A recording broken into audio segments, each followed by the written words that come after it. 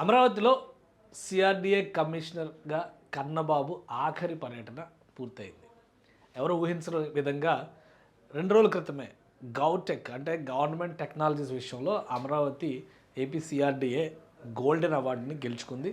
ఆ అవార్డుని అందుకున్న మరుసటి రోజే కన్నబాబు గారు అమరావతిలో ముఖ్యంగా కెనాల్ స్ట్రక్చర్స్ పైన అధ్యయనం చేశారు. వీటిపైన అంటే నిన్న సాయంత్రం వరకు ఆయన కమిషనర్గా పర్యటనలు జరిపారు.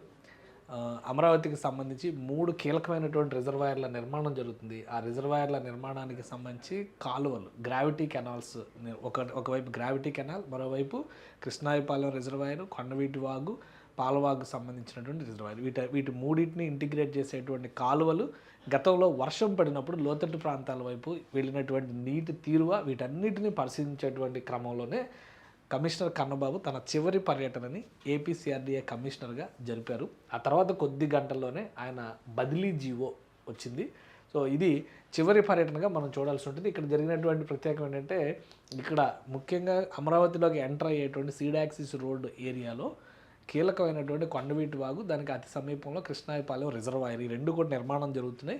వాటికి వెళ్ళేటువంటి కాలువల్ని బలోపేతం చేయడం, భవిష్యత్తులో వాటిని అందమైనటువంటి రివర్ బడ్స్గా తీర్చిదిద్దడం, ఇది టార్గెట్గా పెట్టుకుంది ఏపీ సిఆర్డీఏ. అందులో భాగంగానే ఈ ప్రాంతాల మొత్తాన్ని కూడా ఆయన పర్యటించారు.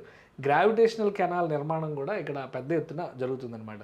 సో వీటన్నిటిది స్టీల్ బ్రిడ్జ్ నిర్మాణానికి సంబంధించినటువంటి దృశ్యాలు. ఈ ఏరియాస్ మొత్తం కూడా ఆయన అవార్డు తీసుకుని వచ్చిన వెంటనే పర్యటించారు. కానీ సాయంత్రానికి ఎవరు ఊహించిన విధంగా బదిలీ జీవో వచ్చింది.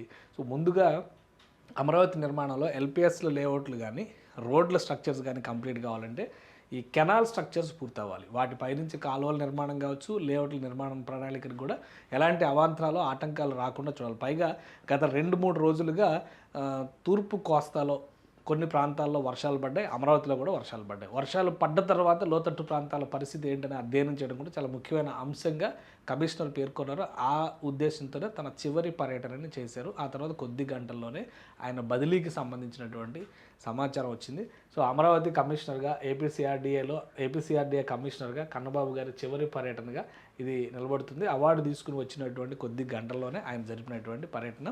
సో ఇక్కడ ఇచ్చినటువంటి నిర్దేశాల మేరకు స్టీల్ బ్రిడ్జ్ నిర్మాణం ఈ నెలాఖరికి అంటే మరొక 20 రోజుల్లో పూర్తయ్యేటువంటి అవకాశం ఉంది. కాలువల స్ట్రక్చర్స్కి సంబంధించినటువంటి పనులు కూడా వీలైనంత వేగవంతంగా పూర్తి చేయాలి. దాని తర్వాత కొన్ని ప్రారంభోత్సవాలు ఉన్నాయి కాబట్టి వాటిని ప్రణాళికాబద్ధంగా అనుకున్నటువంటి డెడ్లైన్స్ ప్రకారం కంప్లీట్ చేయాలని చెప్పని కమిషనర్ ఆదేశాలు జారీ చేశారు. అప్పుడు ఆ తర్వాత కొద్ది గంటల్లోనే ఆయన బదిలీకి సంబంధించినటువంటి జీవో రిలీజ్ అయింది.